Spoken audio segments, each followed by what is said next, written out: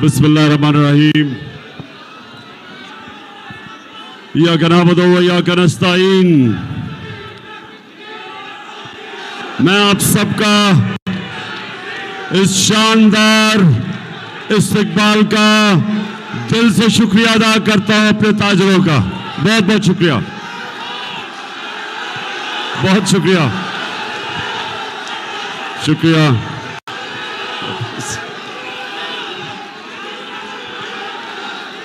शुक्रिया, बहुत शुक्रिया।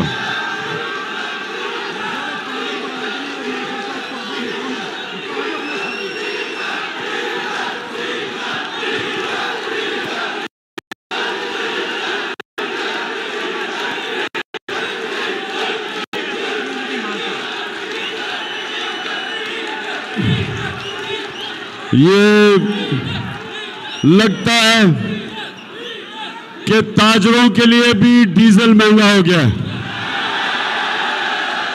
अच्छा, मैं सबसे पहले बस बस बस बस बस सुन ले मेरी बात।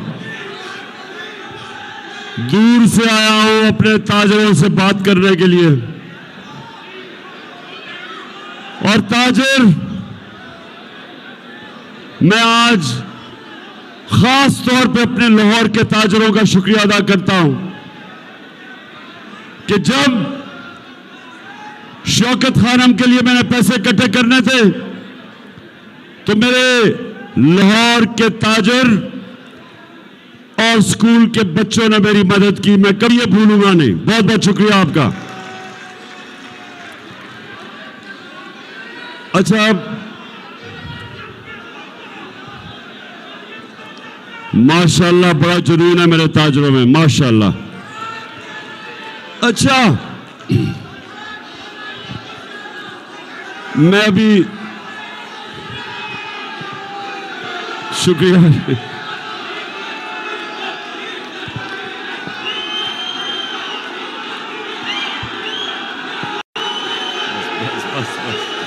बस बस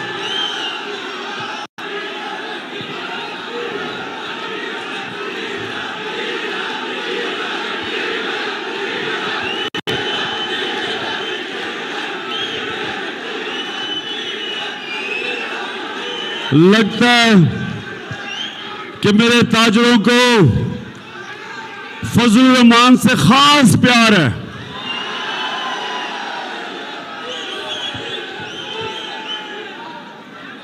उसको प्यार में मेरे ताजर फजल रहमान को प्यार में डीजल कहते हैं।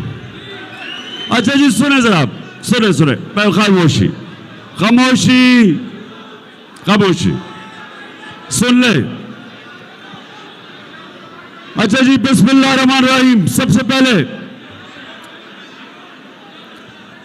मैं आज अपने ताजरों को जो खास पैगाम देना चाहता हूं कि मैं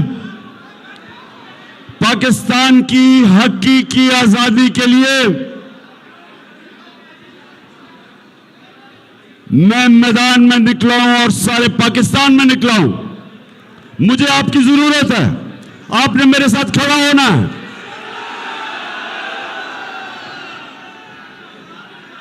मेरे ताजरों, आप जब भी कोई मुल्क पे मुश्किल आती है, सबसे पहले हमारी ताजरों की बरादरी सामने आती है मुल्क की मदद करने के लिए। ये जो वक्त है कि एक बैरूनी साजिश के तहत पाकिस्तान के बड़े बड़े डाकुओं को हमारे मुल्क के ऊपर मुसल्लत किया गया है।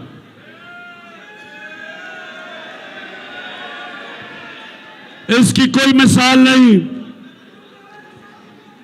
कि एक मुल्क की कैबिनेट बनती है और 60% जो कैबिनेट के अंदर वजीर बैठते हैं वो जमानत पे होते हैं, करप्शन के केसेस की जमानत पे, और इसकी भी कोई मिसाल नहीं कि एक मुल्क के अंदर एक असेंबली जो कि लोटों को साथ मिला के जमीन खरीद के 20-25 करोड़ रुपया दे के एक हुकूमत को गिराते हैं और एक चोरों की हुकूमत लाके असेंबली से बिल पास करते हैं। 11 नैब की जो ये अमेंडमेंट करते हैं, मेरे ताजरों ये जरा गौर से सुने, 1100 अरब रुपया अपना चोरी का माफ करवाते हैं। पहले मुशर्रफ से एनआरओ लेते हैं और अब आके दूसरा एनआरओ लेते हैं जो इस कौम को 1100 रुपए का नुकसान होता है। कौम की करप्शन का पैसा 10 साल ये मुशर्रफ एनआरओ देता है, सारे केसेस खत्म। 8 और 18 के बीच में ये 10 साल हुकूमत करते हैं, चोरी करते हैं, चोरी करके सारे केसेस जो इनके 1100 अरब रुपए के केसेस हैं फिर असेंबली में आते हैं।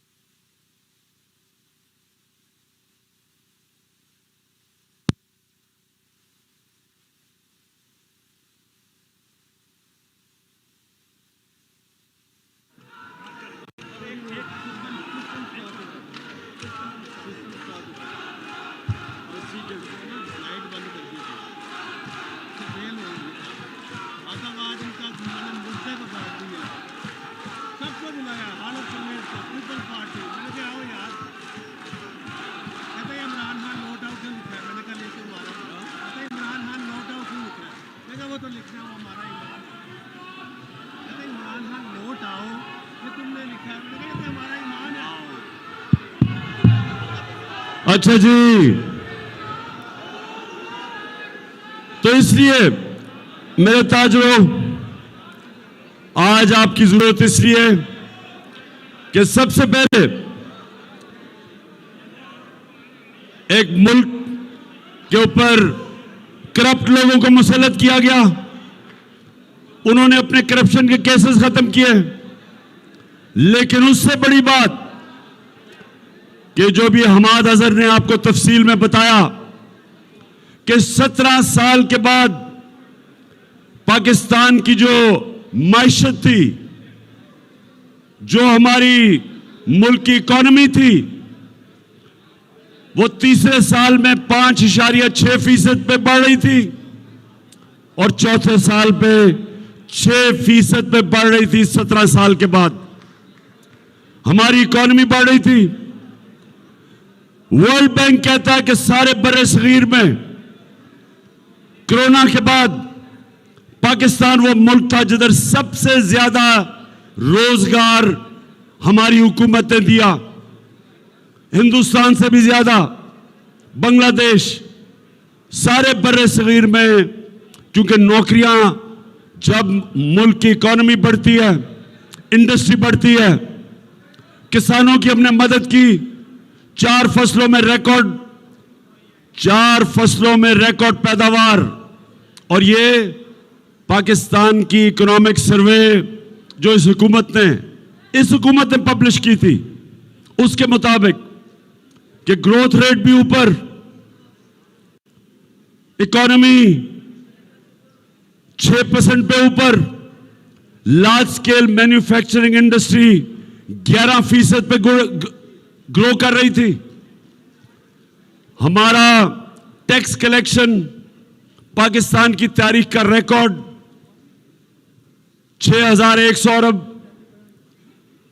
पाकिस्तान की एक्सपोर्ट्स 32 अरब रिकॉर्ड। ओवरसीज पाकिस्तान की जो रेमिटेंसेस थी, जो डॉलर अंदर आ रहा था, 19 अरब से हम 31 अरब पे लेके गए, रिकॉर्ड।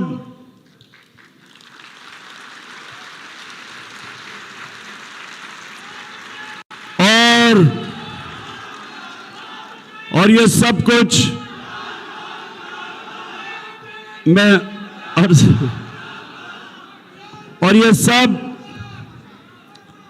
ये तब हो रहा था जब हमें इकोनॉमी मिली। जरा ये भी सुन लें, ये शहबाज शरीफ कहता है कि जी बारूदी सुरंगें छोड़ के गए, मिफ्ताह मैं अभी चेरी ब्लॉसम पे भी आता हूं, तो कहता बारूदी सुरंगें छोड़ के गए। अब आप ताजर हैं, आप ये चीज समझेंगे।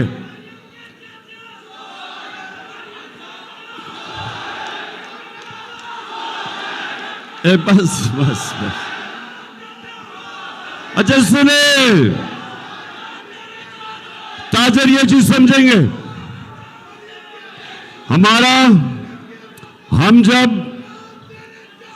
हमें जब हुकूमत मिली तो जो बैरूनी खसारा था, जिसको करंट अकाउंट डेफिसिट कहते हैं, 20 अरब डॉलर का,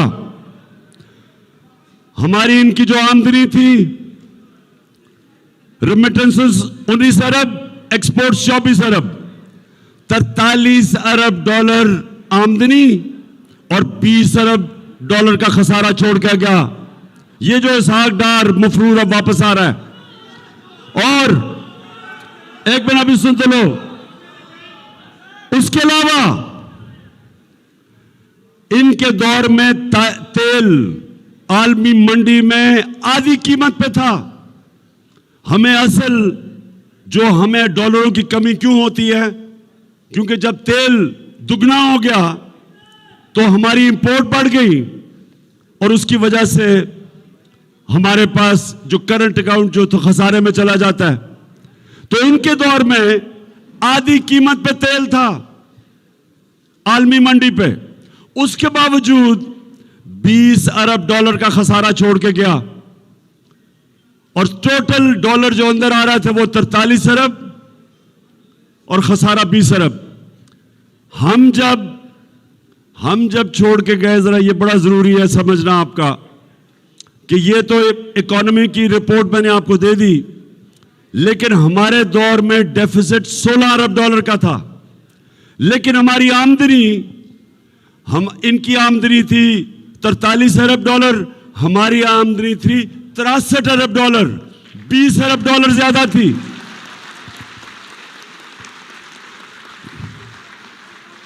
हमारे दौर में इंटरनेशनल मार्केट में तेल 103 डॉलर से 115 डॉलर तक गया।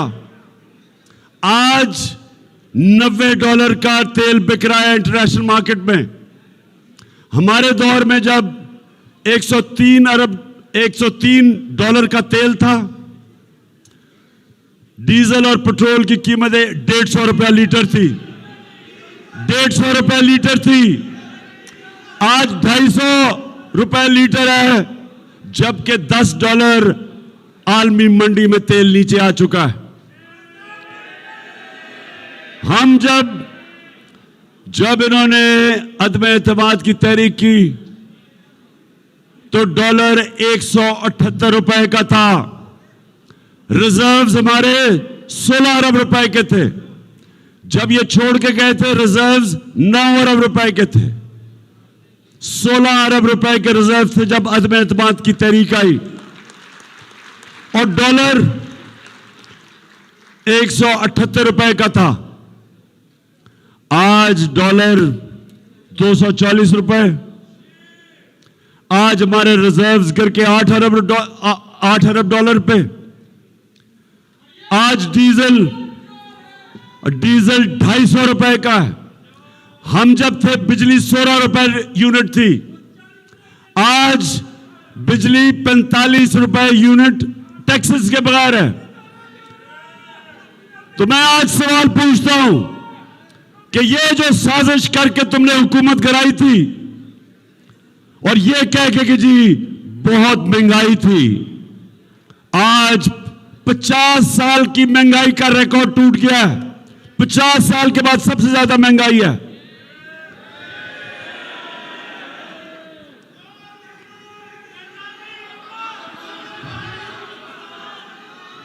और आज आपने पता नहीं कितनों ने आपने देखा कि शहबाज शरीफ अभी न्यूयॉर्क में एक मिनट सुनो न्यूयॉर्क में एक इंटरव्यू दे रहा है, एक खातून को इंटरव्यू दे रहा है। अगर ये स्क्रीन होती मैं आपको वो दिखाता, आपको भी उतनी शर्म आनी थी जितनी मुझे आई। वो खातून इंटरव्यू कर रही है, उसे कहता मेरे ताजरों, उसे कहता खुदा के वास्ते हमें पैसा दे दो नहीं तो हम तबाह हो जाएंगे। वो एक एंकर थी, वो भी हक्की पक्की रह गई कि मुल्क का वजीर आजम मेरे से कह रहे कि पैसे दिलवा दो मुझे। शहबाज शरीफ वो गोरी चमड़ी से इतना वो खौफजदा है कि उसने एंकर से ही पैसे मांगने शुरू कर दिए। वो गोरा देखता है, उसको डॉलर नजर आने शुरू हो जाते हैं। उसने वो यूनाइटेड नेशंस का सेक्रेटरी जनरल वो एंटोनियो गुटरेस जो आया, जो यूएन का सेक्रेटरी जनरल, आपने पता नहीं वो देखा या नहीं, बाजू पकड़ लिया उसका, बाजू पकड़ लिया। उसे कहता कि देखो अगर तुमने हमें पैसे दिए तो सामने कैबिनेट बैठी हुई थी। कहता ये देखो मेरी कैबिनेट भी सामने बैठी है। मैं आपसे वादा करता हूं कि अगर आपने पैसे दिए तो हम चोरी नहीं करेंगे। तो मैं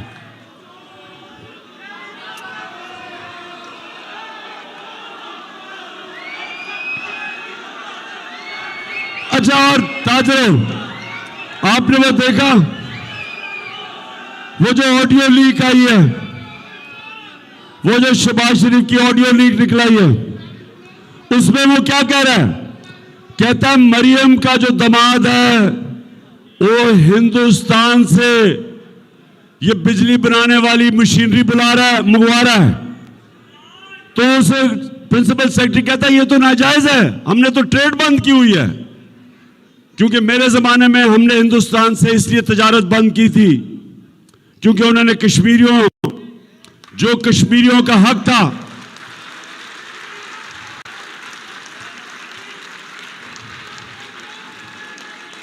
उन्होंने यूएन सिक्योरिटी काउंसिल की रेजोल्यूशन की खिलाफ वर्जी करके कश्मीरियों का स्टेटस ले लिया था। 5 अगस्त 2019। तो पहले तो नाजायज जब बैन की हुई है इंपोर्ट हिंदुस्तान से, मरियम का दामाद मशीनरी इंपोर्ट कर रहा है और फिर कहता है कि अच्छा कोई और तरीका निकालेंगे कि किसी तरह हिंदुस्तान से ना आए, किसी और मुल्क के जरिए आ जाए और मरियम को समझा दो क्योंकि मरियम शहजादी है, मैं जो मर्जी चाहे कर सकती हूं, कानून से ऊपर है। और आप सबको पता है कि मरियम बेचारी लंदन तो छोड़ो, पाकिस्तान में भी बेचारी की कोई प्रॉपर्टी नहीं है। तो बहरहाल उसके बाद एक और चीज नजर आती है। इलेक्शन कमिश्नर मक्कार आदमी अब साबित होता है कि ये शरीफ खानदान का नौकर है। उसको हुक्म कर रहे हैं कि कितने हलकों पे इलेक्शन करवाने और रेजिग्नेशन एक्सेप्ट करनी है। अभी और भी चीजें निकलेंगी।